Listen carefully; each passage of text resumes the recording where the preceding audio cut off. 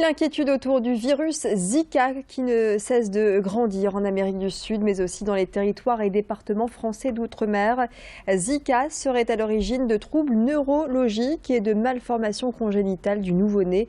Les femmes enceintes doivent donc éviter de se rendre dans ces pays touchés par ce virus sexuellement transmissible.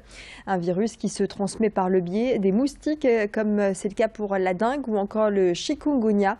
Il a déjà touché plus d'1,5 million de personnes au Brésil. 5 cas ont été identifiés en France métropolitaine. À Lille, l'Institut Pasteur a ouvert une plateforme internet. L'objectif étant de renseigner les voyageurs qui souhaiteraient se rendre dans les pays concernés. Quels sont les risques encourus et les précautions à prendre? Le professeur Daniel Camus nous en dit plus sur les risques encourus par les femmes et les femmes enceintes, notamment au micro de Louis Caillé. Pour les femmes enceintes qui désirent partir vers un pays où il y a du Zika, ce serait plutôt de leur dire réfléchissez à 2 fois avant de partir. Je pense que c'est une mesure de bon sens. Si toutefois elle veut partir ou elle ne peut pas faire autrement que partir, eh bien on lui donne des conseils pour éviter de se faire piquer par les moustiques. Pour les femmes qui reviennent par contre, ce qui est important pour elles, c'est de savoir si au moment de leur voyage, elles ont éventuellement pu être contaminées par le virus du Zika. S'il y a un risque, à ce moment-là, il y a toute une série d'examens et d'examens de surveillance qui sont à recommander. Et en fait, le plus simple, c'est de s'adresser à son médecin traitant ou à son gynécologue obstétricien, et ils savent parfaitement la marche à suivre.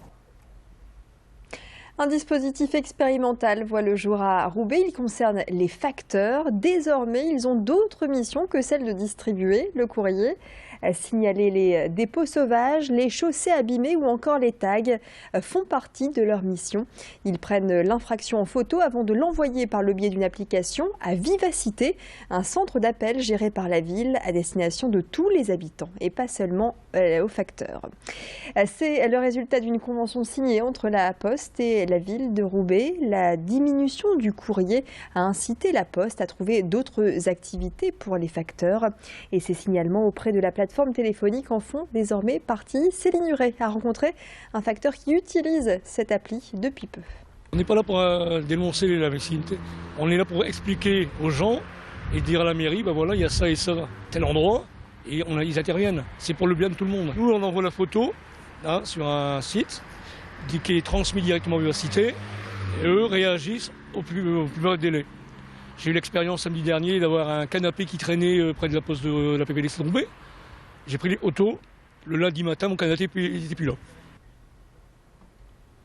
La visite aujourd'hui, c'était ce matin à Mons-en-Barœul de Patrick Kanner, le ministre de la Ville. Il est venu saluer un concept qui nous vient du Canada, le concept des marches exploratoires pour renforcer la parole des femmes dans l'environnement urbain. La commune de Mons-en-Barœul fait partie des 12 villes françaises qui expérimentent ces marches en partenariat avec l'association France Médiation. Concrètement, des groupements de femmes se constituent. À Mons-en-Barœul, elles sont une trentaine. L'idée étant de faire remonter les remarques et les préoccupations de la vie quotidienne dans le domaine de l'école, du transport en commun ou encore de l'insécurité. Une démarche qui leur permet de devenir actrices de la citoyenneté et de la vie locale. C'est le cas pour Ouria. Il y a eu de l'amélioration au niveau de l'éclairage. Donc il y a eu certains lieux où il n'y avait pas d'éclairage. Il y a de l'éclairage qui a été mis. Il y a eu des arbres, donc on avait parlé notamment des arbres qui gênaient un peu l'éclairage. Ils ont été égalisés. Au niveau des trottoirs, les trottoirs ont été refaits. Moi je vais participer notamment dans les marches exploratoires au niveau des transports en commun. Donc le métro, les transports en commun, le bus, et essayer d'apporter du public jeune aussi. Le retour, c'est une mobilisation nouvelle. Je crois que sans ces marches exploratoires, peut-être des femmes, des idées portées par ces femmes n'auraient pas d'expression concrète. Donc pour moi, c'est une interpellation démocratique nouvelle grâce à ces marches exploratoires. En bref, c'est cet après-midi que les organisateurs du Main Square Festival ont annoncé de nouvelles têtes d'affiches, notamment Iggy Pop qui sera donc au mois de juillet, les 1er, 2 et 3 juillet à la Citadelle d'Arras. Également le groupe Mass Hysteria, autant de noms qui viennent compléter l'affiche actuelle, comprenant déjà le groupe Offspring ou encore les Insus.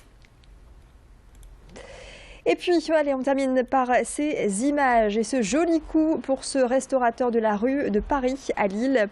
Depuis quelques jours, vous l'avez peut-être aperçu, une grande affiche trône sur la devanture d'un futur restaurant spécialisé dans le burger. On peut arrêter les guignols, on n'arrêtera pas le plaisir. Voici ce que l'on peut lire aux côtés d'une photo représentant la marionnette de DSK au guignol. Un coup de pub réussi en tout cas, juste devant le Carlton de Lille. Et sachez que l'instigateur va être amené à retirer l'affiche suite à un coup de fil, nous a-t-il dit, reçu par l'avocat de Dominique Strauss-Kahn. Tout de suite, on fait le point sur les prévisions météo de votre week-end. Qu'en est-il? Eh bien, on voit ça tout de suite. Bel après-midi et surtout d'avance, très très bon week-end.